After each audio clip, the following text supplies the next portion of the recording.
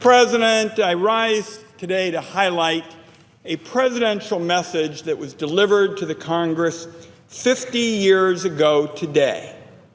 But before I go into the importance of Medicare and Medicaid, facts that I think all my colleagues would agree to, I'd like to take a brief look back at where America has been and to recall what life was like for so many of those who were poor and disabled and vulnerable, uninsured or unlucky before these programs that are today a lifeline, Medicare and Medicaid, were in place. Mr. President, those were the days of the poor farm and the almshouse. These were the places where the poor and the uninsured would go for care, very often on the outskirts of town, out of sight, out of mind, not a happy choice, and more often than not, for seniors and the poor, it was the only choice. These were places that provided care, was often very basic, and it very often carried a stigma. The accommodations were sparse at best. And in return for health care and housing, residents were expected to work on an adjoining farm or do housework or other chores to offset the costs of their stay. This was the primary option for someone whose extended family couldn't offer care or didn't want to care. And this wasn't thousands of miles away from the shores of our country. This was right here in the United States. Not very many Americans remember those days, Mr. President. In fact, I think it's fair to say hardly anybody under 50 remembers those days. Now, President Johnson submitted his message to the Congress 50 years ago today, and fewer than half of America's older people even had any health insurance. In that era, it wasn't uncommon for older people who got an illness to be treated like second-class citizens. And many older people without family to care for them ended up destitute, Mr. President.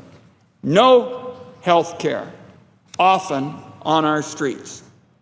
It was a time no one wants to revisit, a time one sociologist described as another America, where 40 to 50 million citizens were poor, who lacked adequate medical care and were socially invisible to the majority of the population.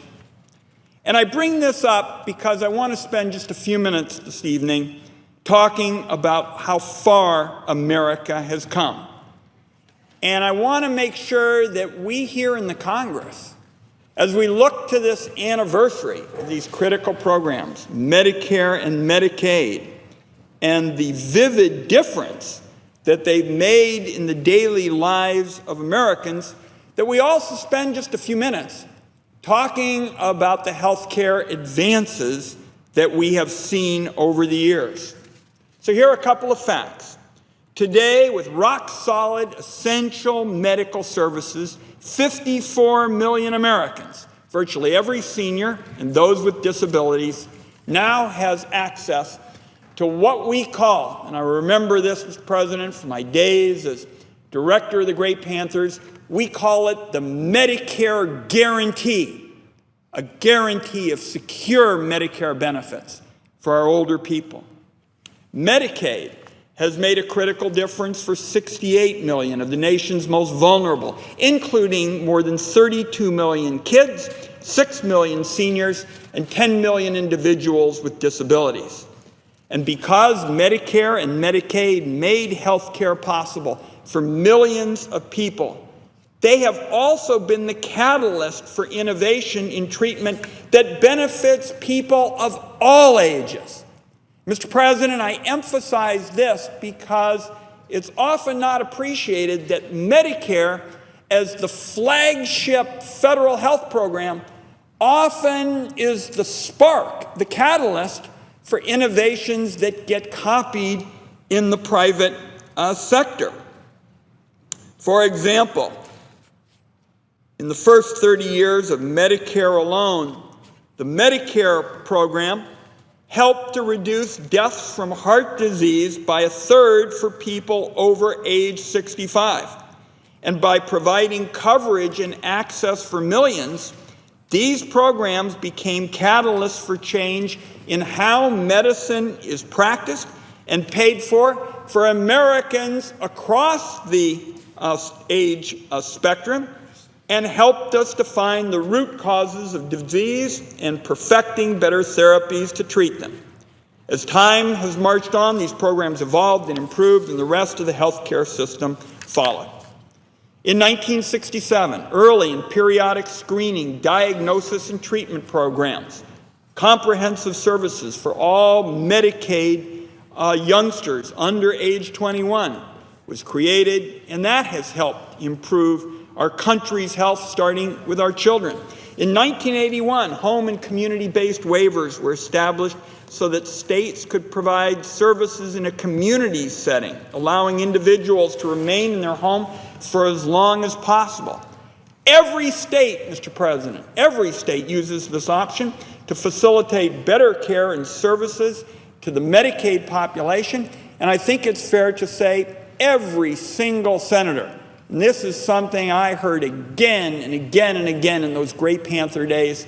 Seniors would say, why can't we have the option to have care at home, good quality, affordable care at home, because it'll also save money compared to the alternative, which is institutional care.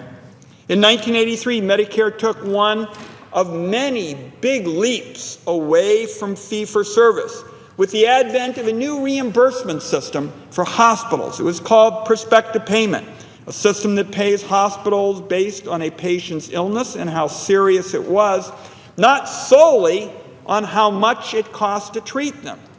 This was a radical change at the time.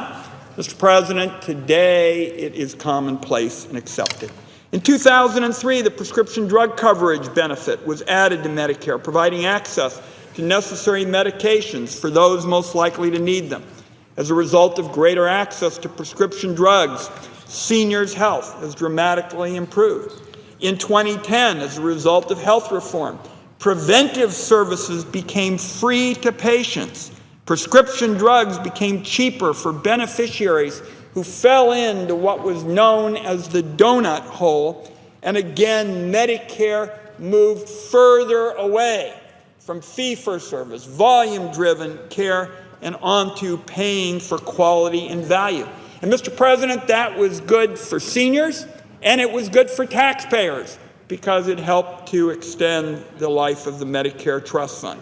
And finally, in 2012, the Centers for Medicare and Medicaid began releasing for the public to use actual claims data. Access to this information, in my view, is a key element of the challenge with respect to understanding the costs of care, the variations in the way medicine is practiced across the country, and clearly access to Medicare claims data is part of the path to improving quality and holding down the costs of health care in our country. These examples are easy to forget, the most recent ones, Mr. President, because now they're commonplace. But that makes them no less remarkable. And I'm going to close with one last point, Mr. President, that I hope will be part of what guides the work of the Senate in this session. I see the distinguished senator from Illinois here, Senator Durbin. He's to be joined by the Majority Leader, Senator McConnell, here shortly. And I'm just going to close my remarks with respect to these critical programs by pointing out, and I hope it will be remembered frequently, as big issues are tackled in this Congress. Medicare and Medicaid were bipartisan efforts. Bipartisan efforts. And the enactment of these programs shows that the Congress can craft bipartisan solutions to complex and politically difficult problems. That's what happened in 1965 when the Senate passed the legislation creating Medicare and Medicaid by a 68-32 vote after the House approved it 3 months earlier on a 313-115 vote. So as this Congress gets underway and as the leaders come to the floor to discuss critical aspects of how we move ahead, I just hope that all of us here take a page from that particular playbook. Let us recognize that with Medicare and Medicaid, there was an opportunity to come together to tackle a big issue, and my hope, Mr. President, is this Congress will not use partisan tactics when the solutions have to be bipartisan. And that's the lesson. Despite sharp differences in partisanship, the Congress of those days that I've been speaking of was able to rise above the culture and those challenges to find agreement and make our country a better place. And as this new Congress begins, I hope we can use that 50-year-old spirit to strengthen, protect, and improve Medicare and Medicaid to keep that guarantee strong, ensure health care to those who need it most, and protect a program that has been a lifeline to millions of Americans. With that, Mr. President, I yield the floor.